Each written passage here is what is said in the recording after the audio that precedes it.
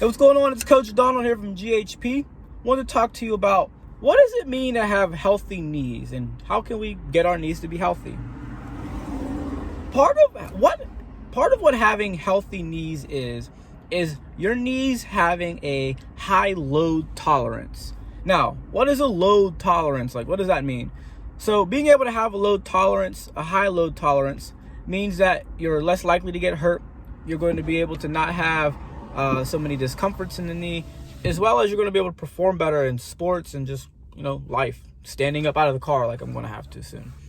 And so, where do you need this load tolerance? You need it in simple things like standing up, walking, running, jumping, cutting, weightlifting. So these things all require you to have some level of load tolerance in the knees. And the more load tolerance that your knees have, then the more you're going to get out of them. Now, this goes in two ways. Partially, it's the absolute load of just how much force can it take. So when you're running, or even when you're just walking, you have multiples of your body weight that your knees have to be able to support. When you're running, that increases. When you're sprinting, it increases even more. When you're jumping, it spikes. And so, that's why people who have painful knees, if your knees ache, you're like, hey, I can't jump, I can't run because I got bad knees. Your knees cannot tolerate load. And on the other hand, this also happens when you can only run for maybe 2 miles, but your knees can't handle you to keep going because the load tolerance over the course of, say, 20 minutes or 40 minutes or an hour, they can only support but so much load and pounding before things give out. And so, that's part of this. That's where you need it, and that's where you'll notice when you don't have it. So why do they ache? Why do they give out? A big part of this is just weak muscles in the thigh. So the knee itself is often just the place where your problems go to manifest, but oftentimes it has to do with weakness in the hips or poor mechanics in the ankle.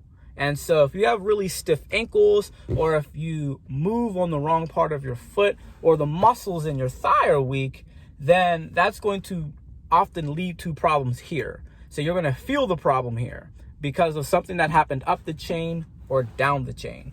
And so how do we go about fixing this? So I mentioned being on the right part of your foot.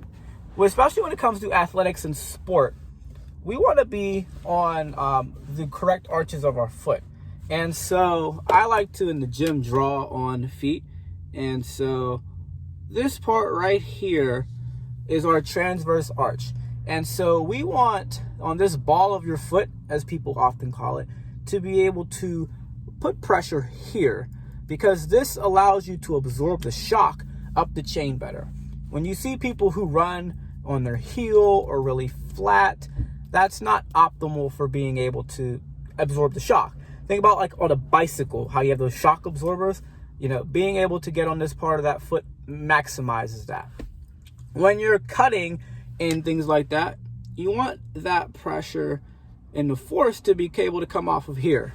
So this inside edge padding, when people talk about being able to use your glutes, you got to be able to be on this part of your foot to actually use your glutes. If you're back here, you're not going to be able to use those glutes while you're moving.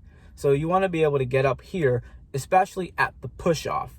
Like when you're running, you'll notice the start might come, my steering wheel's in the way. The start might come from here and across, but the ending push off is on this inside edge of the foot along this arched padding right there. Place runner here. Watch how that foot that's coming to the ground slowly goes from the outside, well, we're going in slow-mo, goes from the outside, hits, and then comes to the inside for the push-off. That inside push-off is how you get the glute to work. So that inside roll is go from outside, boom, in. Padding right there. So being able to get better use of that is going to be able to help with your knees. Also, increasing the flexibility of this joint, I'm going to just show you a picture. So if you look at the picture here, you want to be able to have increased flexibility at the ankle, especially in what this position is called dorsiflexion, where your knee comes past your toe. Now everybody says, oh, you can't put your knee past your toe. You need to be able to put your knee past your toe. If you cannot put your knee past your toe in a loaded position like that, that means you have bad knees. And so that we want to actually increase the ability to do that, because you need to be strong throughout that full range of motion. And so we want to be able to have your foot flat and be able to bring that knee past that toe as part of being able to have strength through your legs. Now, speaking of strength through the legs, being able to have strong muscles in your thighs and your hips plays a really big part in being able to have strong knees. So the muscles in the thigh, you have your adductors in here, you have your quadriceps that attach here, you have your hamstrings that attach actually to this bone here that come across, and the tendons here through the knee, they all are attached through the muscle. So the muscle's technically a part of this.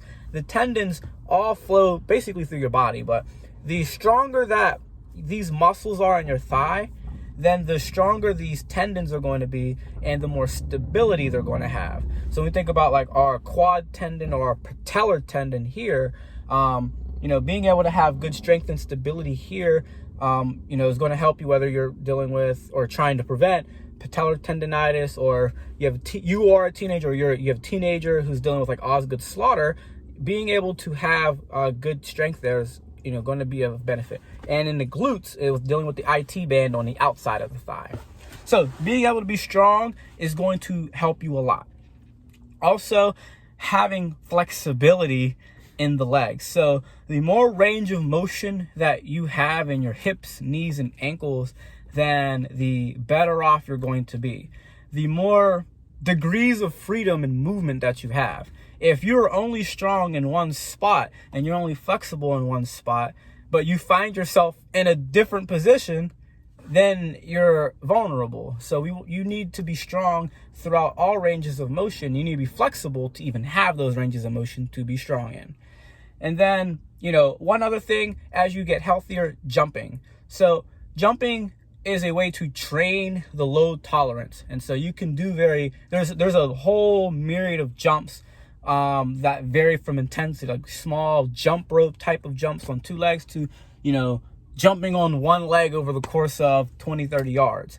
And so those are very opposite ends of the spectrum in regards to intensity, but being able to include some of that as your knees become healthier is going to greatly increase how much load tolerance you have in those knees.